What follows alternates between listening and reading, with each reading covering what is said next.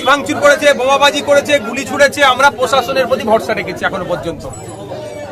আজকে বেশ কয়েক ঘন্টা হয়ে গেল প্রশাসনের পক্ষ থেকে আমাদের নেতৃত্বদের কাছে বার্তা যে যোগাযোগ হচ্ছে, সেখানে জানিয়েছে যে আমরা তদন্ত করছি, যারা যারা যুক্ত তাদের বিরুদ্ধে কঠোর ব্যবস্থা নেব।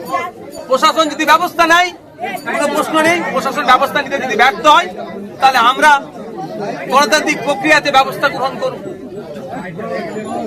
মারের বদলা মারের আমি বিশ্বাসী নয় যে আমাদের 4টে বাইক ভেঙেছে, ওদের 8টে বাইক ভেঙে দাও, আমি পারি না ভাই, পারবো না। কিন্তু গণতন্ত্রকে রক্ষার জন্য গণতান্ত্রিক প্রক্রিয়ায় কি কি করতে হয় সেটা আমি ভালো করে জানি। ভাঙড়ে ভোটের আগে 26-এ ভোটের আগে ভাঙড়ে থানা বেড়ে উঠছে, কিন্তু সেভাবে কি আইনের মতন আইনে কাজ করছে পুলিশরা, কি বলবেন? করতে হবে। ভাঙড়ের জনগণ কোথায় আছে পুলিশ প্রশাসন দেখুক। কদিন আগে 15ই ফেব্রুয়ারি একটা র্যালি করেছিল, আশপাশের কম বেশি 10টা বিধানসভা থেকে লোক নিয়ে এসেছিলেন, তৃণমূল কংগ্রেসের পক্ষ থেকে লোক জমা করাতে পারেনি, ভাঙড়ের মানুষ বার হয়নি সেই অর্থে। এটা ভাঙড়ের প্রশাসনকে বলবো একটু লক্ষ্য করুন। তৃণমূল কংগ্রেসের অন্যায় অনাচার দুর্নীতির বিরুদ্ধে ভাঙড়ের মানুষ ঐক্যবদ্ধ হয়েছে, এদেরকে আপনারা রেকগনাইজ করুন, সম্মান দিন। অন্যথায় যদি জনবিস্ফোরণ হয় সেটা ভালো ছাড়া খারাপ হবে না। ভাঙড় থানার এরিয়াতে যে থানার বারংবার উপরে অভিযোগ ওঠে, সেই থানার এরিয়াতে গতকাল রাতে 4 রাউন্ড গুলি এবং 3খানা বাইক ভাঙচুর হলো। এখনো পর্যন্ত সেই দুষ্কৃতীদেরকে গ্রেফতার করতে পারলো না। শওকত একেবারে ঘনিষ্ঠ বলে জানা যাচ্ছে, কি বলবেন? কার কি ঘনিষ্ঠ দেখার প্রয়োজন নেই, ওটা প্রশাসন গ্রেফতার করবে। প্রশাসন যদি গ্রেফতার না করে, আমি তো বললাম আপনাদের শুরুতেই, তাহলে আমরা গণতান্ত্রিক প্রক্রিয়ায় কি ব্যবস্থা নিতে হয় আমরা দেখব। আশা করছি প্রশাসন ব্যবস্থা গ্রহণ করবে। মিডিয়াদের উপরে যে আহসান মোল্লা এবং শওকত ঘনিষ্ঠ, তিনি আক্রমণ করেছিলেন থানার সামনে, পুলিশ থানাকে গ্রেফতার করতে পারেনি, এদেরকে কিভাবে গ্রেফতার করবে? এরা তো শওকত ঘনিষ্ঠ। দেখুন, কে কি ঘনিষ্ঠ, প্রশাসনকে কিন্তু জবাব তাহলে আগামী ওপর ঠিক জায়গায় দিতে হবে, যেখানে জবাব দেবো দিতে হবে। ভোটের আগে এভাবে একাধিক জায়গায় হামলা আক্রমণ হচ্ছে, তাহলে ভোটের সময় কি হবে, কি মনে করছে? দেখুন, নির্বাচন কমিশন স্বচ্ছ ভোটার লিস্ট তৈরি করছে, তার জন্য লাইনে দাঁড় করাচ্ছে। আমি নিজে লাইনে দাঁড় হয়েছিলাম লজিক্যাল ডিসক্রিপেন্সির নামে। তো নির্বাচন কমিশনকে দায়িত্ব নিতে হবে ফ্রি অ্যান্ড ফেয়ার ইলেকশন করতে, প্রত্যেকটা মানুষের ভোটাধিকার প্রয়োগ করার ক্ষমতা।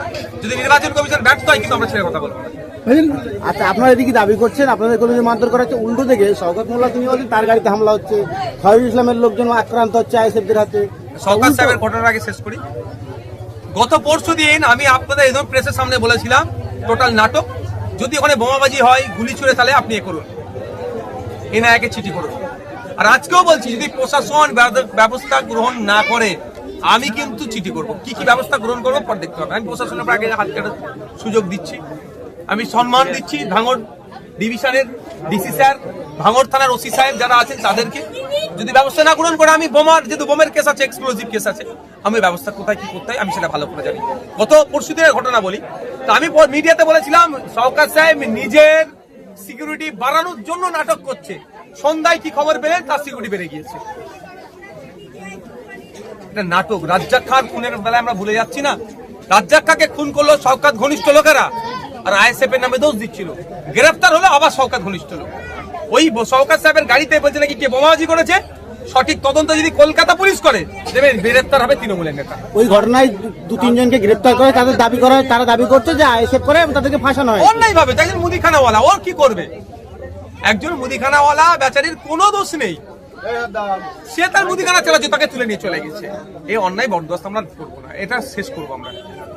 কয়েকদিনের মধ্যে সেন্ট্রাল ফোর্স এলাকায় ভাঙড় বিধানসভাতে দেওয়া হবে শুনছি, এই বিষয়ে আপনার প্রতিক্রিয়া মন্তব্য?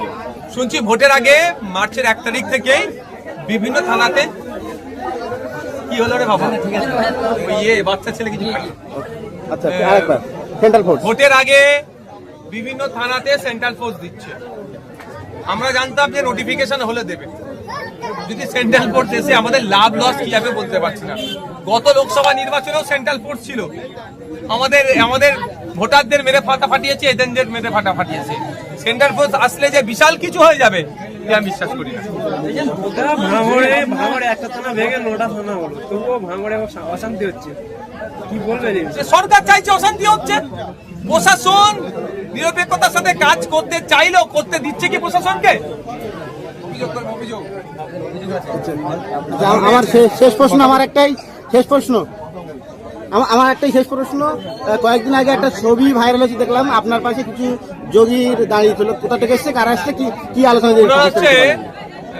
উত্তরপ্রদেশের সম্ভবত এরা